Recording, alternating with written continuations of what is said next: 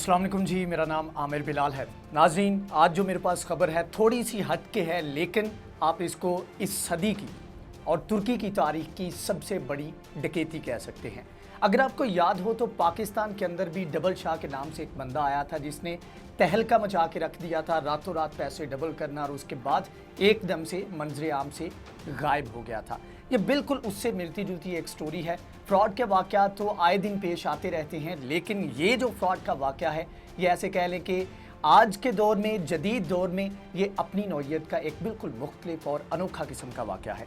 हुआ यह है कि तुर्की के अंदर अगर क्रिप्टो करेंसी की बात की जाए तो क्रिप्टो करेंसी की जो ट्रेड है तुर्की के अंदर वो जो होती है वो तकरीबन 1 से 2 अरब डॉलर की एक दिन के अंदर ये ट्रेड की जाती है। अब ये बंदा जितना बड़ा फ्रॉड करके निकला है, यहाँ से भागा है, वो आपको बताऊंगा तो आपको अंदाज़ा होगा कि ये बंदा अगर भागकर पाकिस्तान आ जाता तो पाकिस्तान के बहुत वारे न्यारे हो जाते और पाकिस्तान के बहुत सारे मसले मसाइल भी हल हो जाते। इतने पैसे ये लेकर भागा है। इससे पहले आपको बैकग्राउंड दे दूं, आपको बता दूं कि ये बंदा, इसका नाम है जी फरूख फाते, और फतह तो इसने किया है तकरीबन 4 लाख के करीब लोगों को, 3,91,000 लोगों को फ्रॉड करके ये बंदा यहाँ से भागा है। और क्रिप्टो करेंसी की तारीख का ये सबसे बड़ा स्कैंडल समझा जा रहा है और तुर्की की तारीख का सबसे बड़ा स्कैंडल इसको कहा जा रहा है। थॉडेक्स के नाम से इस बंदे के पास इस बंदे की कंपनी थी और 2017 में इस कंपनी का इसने आगाज़ किया। इसमें ये करता था कि ऑनलाइन, क्योंकि तुर्की के अंदर बहुत बड़े लेवल के ऊपर ये सारी चीज़ें चल रही हैं, क्रिप्टो करेंसी की लेन देन, और मैंने जैसे आपको बताया कि तकरीबन 2 अरब डॉलर की डेली की ये तजारत जो है वो वहाँ पर लेन देन जो है क्रिप्टो करेंसी के ज़रिए किया जा रहा है। लेकिन मसला ये है जो कि यहाँ पर भी लोगों को सोचने की ज़रूरत है, पॉलिसी मेकर जो हैं उनको सोचने की ज़रूरत है कि वहाँ पर इसके बारे में कानून साजी नहीं थी और ना ही लोगों का लिटरेसी रेट इसके बारे में इतना था कि लोगों को पता हो कि ये क्रिप्टो करेंसी का जो लेन देन है, ये बिज़नेस है, ये कैसे चलता है। अब हुआ ये कि 2017 के बाद से इस बंदे ने अपना पूरा एक एम्पायर खड़ा किया और वहाँ पर इसने ट्रांजैक्शन जो है, उसका लेन देन जो है बड़ा स्मूथली, बड़े आरामदेह तरीके से चल रहा था और लोग बड़े कॉन्फिडेंट थे। मतलब ये है कि इस बंदे ने अपना वहाँ पर ट्रस्ट बिल्ड किया और लोग जो है जोक इसके पास आने लगे। और जिस तरह मैंने आपको बताया कि 4 लाख के करीब लोग जो है इसके एक्टिव यूज़र थे जो कि लेन देन करते थे। अब हुआ ये कि कुछ दिन पहले वहाँ पर जितने भी ये यूज़र थे उनको मनी ट्रांसफ़र के हवाले से मुश्किलात का सामना करना पड़ा, और जब रब्ता किया गया तो उन्होंने कहा कि हमारा ऑफिस जो है वो कुछ देर के लिए, कुछ दिनों के लिए बंद है और हम कुछ और चीज़ों के ऊपर काम कर रहे हैं जिसमें आप ये जो ट्रांजैक्शंस हैं, जो लेन देन है क्रिप्टो करेंसी के ज़रिए, ये आप इंटरनेशनल लेवल के ऊपर भी कर सकेंगे। तो लोगों ने समझा कि ठीक है जी, एक अच्छी चीज़ है, इसमें डेवलपमेंट करना चाह रहे हैं, अपडेट करना चाह रहे हैं, तो हमारे लिए इसमें फ़ायदा है, और लोग चुप करके घरों में बैठ के। लेकिन फिर एकदम से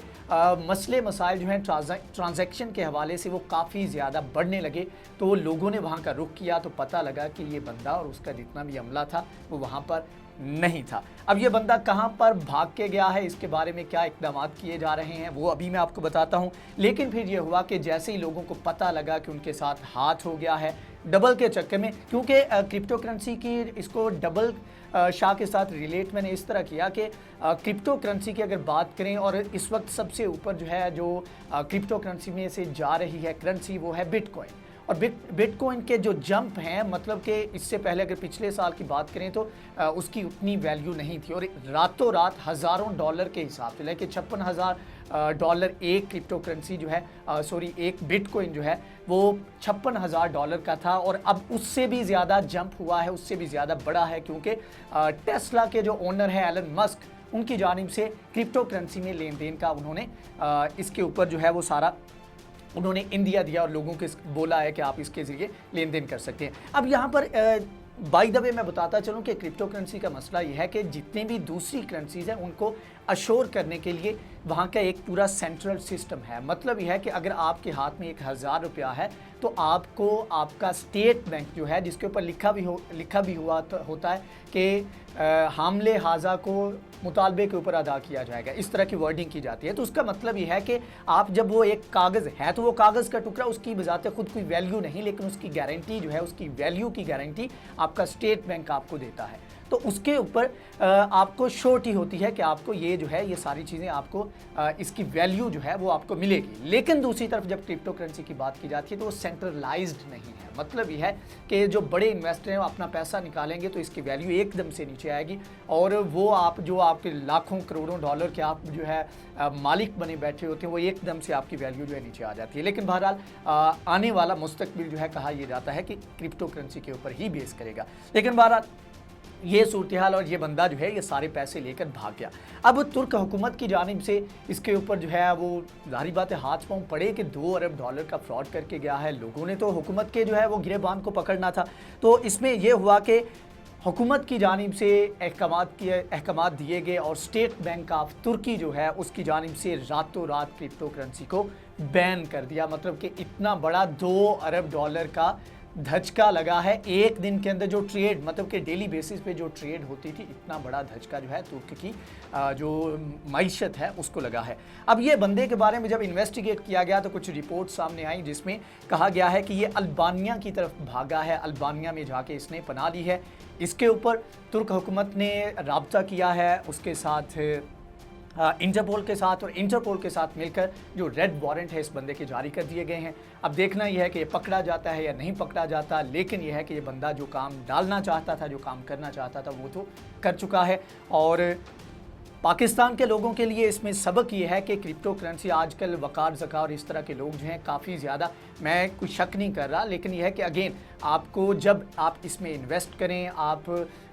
इसके बारे में थोड़ा सा अगर इंटरेस्ट रखते हैं तो आपको इसके बारे में पूरी रिसर्च करनी चाहिए। आपको इसके ऊपर जो है ये श्योर होना चाहिए कि अगर आपका इसमें लॉस होता है तो आपकी श्योरिटी के लिए, आपको बचाने के लिए कोई नहीं आएगा। तो अपने रिस्क के ऊपर अगर आप इन्वेस्टमेंट करना चाहते हैं तो इस बिज़नेस में